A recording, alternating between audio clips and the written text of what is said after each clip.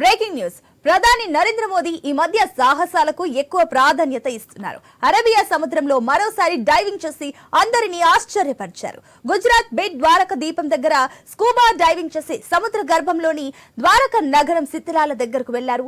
ద్వారక నగరాన్ని శ్రీకృష్ణుడు నిర్మించినట్లుగా హిందువుల విశ్వాసం. అలాంటి చోటకు మోదీ వెళ్లడంతో ఆ దృశ్యాలు ఒక్కసారిగా వైరల్ గా మారాయి. స్కూబా డైవింగ్ కు అవసరమైన పరికరాలను ధరించి సముద్రం లోతుల్లోకి వెళ్లారు. పురాతన ద్వారకాలో పూజలు చేయడం మర్చిపోలేని దివ్య అనుభవంగా పేర్కొన్నారు మోదీ.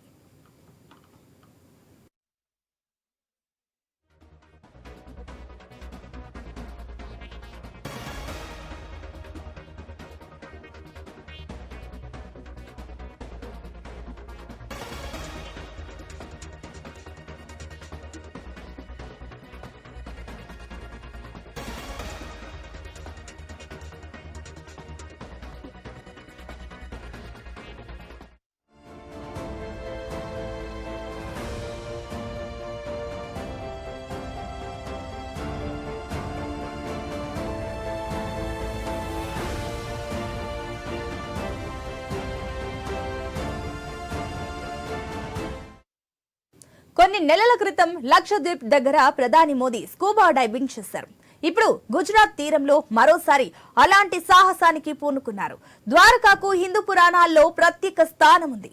సప్త మోక్షదాయక నగరాల్లో ద్వారకా ఒకటి. దీనినే ద్వారావతి అని కూడా పిలుస్తారు. వైష్ణవ సాంప్రదాయంలోని 108 దివ్య దేశాల్లో కూడా ద్వారకా ఒకటి. శ్రీకృష్ణుడు మరణం తర్వాత ద్వారకా నగరం సముద్రంలో మునిగిపోయిందని చెబుతారు. గుజరాత్ తీరంలోని సముద్ర గర్భంలో ద్వారకా నగర శిథిలాలు ఉన్నాయని పరిశోధకులు వెలుగులోకి తెచ్చారు. కానీ అక్కడికి వెళ్లేందుకు చాలా కష్టం. ఇటీవల కాలంలో ఈ ప్రాచీన నగరాన్ని వీక్షించేందుకు వీలుగా గుజరాత్ ప్రభుత్వం సబ్మెరైన్ సేవలను ప్రారంభించింది. ఒక్కో జలాంతర్గామిలో 24 మంది వెళ్లొచ్చు. ఈ సబ్మెరైన్ అరేబియా సముద్రంలో 300 అడుగుల లోతు వరకు వెళ్తుంది.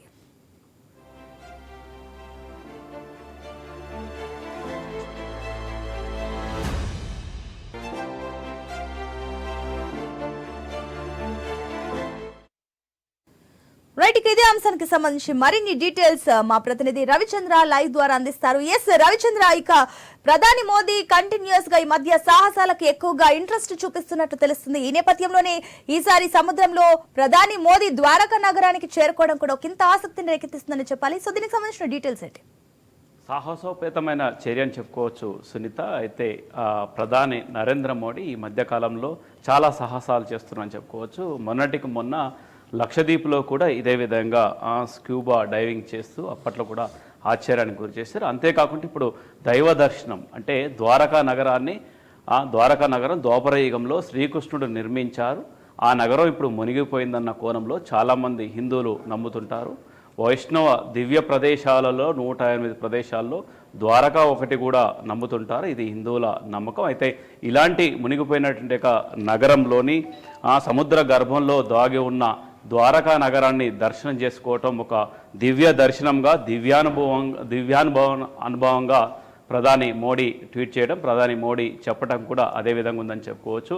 ప్రధాని మోడీ చాలా అడుగుల లోతు నీళ్లలోకి వెళ్ళి ఆక్సిజన్తో వెళ్ళినట్టుగా ప్రధాని నరేంద్ర మోడీ అందులో పూజలు చేయటం, అంతేకాకుండా అందులో మెడిటేషన్ ధ్యానం కూడా చేయటం, నెమలి పించాలను తీసుకెళ్లారు. ఎందుకంటే ఈ నెమలి పించాలు సింబాలిక్, శ్రీకృష్ణుడికి సింబాలిక్గా చెప్పుకోవచ్చు.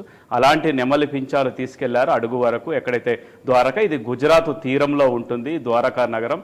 ఈ ద్వారకా నగరం చాలామంది చాలామంది చెప్తూ ఉంటారు ద్వారకా నగరం ఒకటి ఉండేది, అది మునిగి ఉంది అంటూ చాలామంది కథలుగా చెప్తున్నారు. దాన్ని వెలికి తీయాలి, దాని అవశేషాలను కూడా భావి తరాలకు చెప్పాలన్న కోణంలో ప్రధాని నరేంద్ర మోడీ ఈ విధంగా వెళ్ళారని చెప్పుకోవచ్చు. అందులో సముద్ర గర్భంలోకి వెళ్ళటం అంటే అంత ఆషామాషి కాదు. ఎందుకంటే కొందరు నీళ్ళలోకి దిగాలంటేనే భయపడుతున్నట్టు ఈ రోజుల్లో ఏకంగా ప్రధానిగా ఉండి నరేంద్ర మోడీ చాలా అడుగుల లోతులోకి వెళ్ళేసి లోపలికి ద్వారకా నగరం ఉన్నటువంటి అవశేషాల దగ్గరికి వెళ్ళేసి అక్కడ పూజా కార్యక్రమాలు చేయటం కూడా చాలా గొప్ప సాహసోపేతమైన నిర్ణయంగా చెప్పుకోవచ్చు. ఆయన కూడా ఒక దివ్యానుభవంగా చాలా గొప్ప అనుభూతిని కలిగించిందన్న అభిప్రాయాన్ని వ్యక్తం చేస్తున్నారు ప్రధాని నరేంద్ర మోడీ అని చెప్పుకోవచ్చు. చాలా అంటే ఈ మధ్యకాలంలో మనం చూసాం అయోధ్యలో కూడా రామ మందిర నిర్మాణం, దాంతోపాటు ఇప్పుడు ద్వారకా అభిప్రాయం అంటే మొన్నటి వరకు శ్రీరాముని త్రేతాయుగం, ఆ తర్వాత ద్వాపర యుగం అంటే హిందువుల నమ్మకాలకు సంబంధించి అటు త్రేతాయుగం ఇటు ద్వాపర యుగానికి సంబంధించిన అవశేషాలు కావచ్చు, అందులో ఉన్నట్టుగా ముఖ్యంగా నగరాలు కావచ్చు, వాటి ప్రతిష్టని మరొకసారి భావితరాలకు ముఖ్యంగా వాటి ఆనవాళ్ళను బయటకు తీసేట్టుగా పనిలో పడరని చెప్పుకోవచ్చు. రామ జన్మభూమిలో రామాలయ నిర్మాణం ఒక దశలో పూర్తవుతున్నట్టుగా క్రమం. దాంతోపాటు ఇప్పుడు ద్వారకం మీద కూడా దృష్టి పెట్టారని చెప్పుకోవచ్చు. ఇందులో భాగంగా ఇప్పుడు బీజేపీ ప్రభుత్వం, కేంద్రంలో ఉన్న బీజేపీ ప్రభుత్వం ద్వారకం మీద కూడా దృష్టి పెట్టింది. అంటే ఇది ఒక విధంగా చెప్పాలంటే ప్రపంచవ్యాప్తంగా ప్రధాని ఎందుకు వెళ్ళారు అంటే ప్రపంచవ్యాప్తంగా కూడా ద్వారక మీద కూడా అటెన్షన్ కల్పించాలి. ఎందుకంటే ఇది కూడా టూరిజానికి సంబంధించి మంచి భవిష్యత్తులో మంచి టూరిజం స్పాట్ అవుతుంది. ఎందుకంటే గుజరాత్ మీద ఆయనకు పూర్తిగా పట్టుంది. ఎందుకంటే గుజరాత్లో ఆయన సుమారు 20 ఏళ్ల పాటు ముఖ్యమంత్రిగా పనిచేసిన ప్రధాని నరేంద్ర మోడీ అక్కడ చాలా విషయాలు తెలుసు. ద్వారకా నగరాన్ని వెలికి తీయాలి, ద్వారకా నగరాన్ని ప్రపంచానికి తెలియజెప్పాలన్న ఆలోచనతోటి ప్రధాని నరేంద్ర మోడీ ఎంతో కాలం నుంచి వేచి చూస్తున్నారు. ఏకంగా సముద్ర గర్భానికి వెళ్ళేసి ద్వారకా రవిచంద్ర, ప్రధానంగా ఇక్కడ మనం ఒక అంశాన్ని గమనించాలి. ఏంటంటే కూడా ఏదైతే హిందువులు ఎన్నో రోజులుగా ఏదైతే వారి నమ్మకాన్ని ఒక్కొక్కటిగా కూడా ప్రధాని మోదీ నిజం చేస్తూ వస్తున్నారు. ఈ నేపథ్యంలో ఇప్పుడు ద్వారకా నగరానికి సంబంధించి చాలా మంది, కొన్ని కోట్ల మంది హిందువులు కూడా దాన్ని నమ్ముతూ వస్తున్నారు, విశ్వసిస్తున్నారు. అయితే ఈ నేపథ్యంలో మోదీ అక్కడికి వెళ్లడం వల్ల ఈ ద్వారకా నగరానికి సంబంధించి కూడా టూరిజం కానివ్వండి, అదేవిధంగా ఆ దేవాలయానికి సంబంధించి కూడా అంటే డెవలప్ చేసే ఛాన్సెస్ ఉన్నాయంటారా? సముద్ర గర్భంలో ఉంది. దాంతో ఆ ఆలయం అంటే శ్రీకృష్ణుడు నిర్మించిన ఆలయం ఆయన మరణం తర్వాత మునిగిపోయింది. అక్కడ మాత్రం ఉంది, ద్వారకా నగరం అనేది ఒకటి ఉంది. చాలా అద్భుతమైనట్టుగా నగరం ఉంది అనేట్టుగా కోణంలో చాలామంది చెప్పుకుంటూ వస్తున్నారు. ముఖ్యంగా హిందువుల నమ్మకం, ప్రధానమైన నమ్మకం ఉంది. అయితే దాన్ని వెలికి తీయాలంటే సముద్ర గర్భంలో అరేబియా సముద్రంలో దాగి ఉన్నట్టుగా ద్వారకా మీదకి అందరి అటెన్షన్ డైవర్ట్ చేసే విధంగా, అందరి దృష్టి మళ్లించే విధంగా ప్రధానమంత్రి ప్రయత్నం చేస్తారని చెప్పుకోవచ్చు. ఎందుకంటే గుజరాత్ టూరిజంతో పాటు భారతదేశంలో ఉన్నటువంటి పుణ్యక్షేత్రాల్లో ద్వారకా ఒకటి. మనం కొన్ని ప్రదేశాలు చెప్పుకోవచ్చు. అయోధ్య కావచ్చు, ద్వారకా కావచ్చు, మధుర కావచ్చు, ఇలాంటి ప్రదేశాలు, మన భద్రాద్రి కావచ్చు, దాంతోపాటు తిరుపతి, ఇట్లాంటి పుణ్యక్షేత్రాలను, కంచి కావచ్చు, ఇట్లాంటి పుణ్యక్షేత్రాలని టూరిజం అభివృద్ధి చేయడంతో పాటు అన్ని రకాలుగా ఇటు జనాలకు దైవ దర్శనాలు, దాంతోపాటు టూరిజం అంటే జనాలకు కూడా భక్తి మీద కూడా ఎక్కువగా శ్రద్ధ కల్పించే విధంగా కూడా ఇలాంటి చర్యలు చేపట్టాల్సిన అవసరం ఎంతైనా ఉంది. రవిచంద్ర, ఇప్పుడు ఏదైతే ప్రధాని మోదీ ఏ పని చేసినా కూడా పూర్తిగా భారతీయులందరూ కూడా ఆయన చేసిన తర్వాత ఆయన ఏ స్టార్ట్ చేసినా కూడా ప్రతి ఒక్కరు ఇక లైన్ కట్టడం, అక్కడికి వెళ్ళడము, ఎక్కువగా దానికి సంబంధించిన అట్రాక్షన్ అయితే మోదీ తీసుకురావడం జరుగుతుందని మనకు స్పష్టంగా కనిపిస్తుంది. మరోపక్క చూసుకున్నట్లయితే ఇటు గుజరాత్ ప్రభుత్వం కూడా సబ్మెరైన్ ఏదైతే తీసుకురావడం జరిగినట్లు తెలుస్తుంది. దీనికి సంబంధించి ఈ సబ్మెరైన్ సేవలు ఏ రకంగా ముందుకు వెళ్తాయి, దీనికి సంబంధించిన డీటెయిల్స్ అండి. అంటే 300 మంది వరకు, అందులో 300 అడుగు వరకు లోపలికి వెళ్ళొచ్చు సబ్మెరైన్. గుజరాత్ ప్రభుత్వం ఈ మధ్య కాలంలోనే మొదలుపెట్టింది. దానికి చాలా ఖర్చుతో కూడుకున్నది, కసరత్తు చేయాల్సిన అవసరం ఉంది, ఇంకా చాలా డెవలప్ చేయాల్సినట్టుగా అవసరం కూడా ఉంది. కాకపోతే ఒక అడుగు వేశారని చెప్పడానికి మోడీ ఇవాళ చేసినట్టుగా సాహసోపేతమైన యాత్ర కూడా ఒక కారణమని కూడా చెప్పుకోవచ్చు. దాంతోపాటు మోడీ ఇలాంటి సాహసాలు జనరల్గా ఒకప్పుడు పూర్వకాలంలో రాజులు చేసేట్టుగా, ఒక ఉదాహరణకు ఎగ్జాంపుల్ చూసుకుంటే శాతవాహనుల కాలంలో గౌతమిపుత్ర శాతకర్ణి ఆయన ఒక బిరుదు ఉండేది. 3 సముద్ర తోయ పీత వాహన అనే బిరుదు ఉంది. అంటే ఆయన 3 సముద్రాల్లో ఆయన గుర్రాలు కావచ్చు, ఆయన కావచ్చు నీళ్లు సేవించినట్లు అలాంటి బిరుదు ఉంది గౌతమిపుత్ర శాతకర్ణికి. మళ్ళీ ఆ తర్వాత సుమారు 2000 ఏళ్ల తర్వాత మళ్ళీ నరేంద్ర మోడీ కూడా ఇటు అరేబియా సముద్రం, ఆ తర్వాత బంగాళాఖాతం, హిందూ మహాసముద్రం, ఇందులో ఉన్నట్టుగా దాగి ఉన్నట్టుగా అంశాలను కూడా హిందూ ఆనవాళ్ళకు సంబంధించి, హిందూ పుణ్యక్షేత్రాలకు సంబంధించిన ఆనవాళ్ళను వెలికి తీసేట్టుగా ప్రయత్నం చేస్తున్నారు. దాంతోపాటు శ్రీలంక నుంచి ఇండియాకు ఉన్నట్టుగా రామసేతు, దీని మీద కూడా దృష్టి పెట్టేట్టుగా అవకాశాలు అందులో బీజేపీ మేనిఫెస్టో ఉన్నాయి. భవిష్యత్తులో కూడా వీటి మీద చాలా ఫోకస్గా వెళ్తున్నారని చెప్పుకోవచ్చు. ఎందుకంటే వీటన్నింటినీ ఆనవాళ్ళు ప్రపంచంలో హిందువులందరికీ వీటన్నింటినీ భవిష్యత్ తరాలకు అందించాలి, చూపించాలి.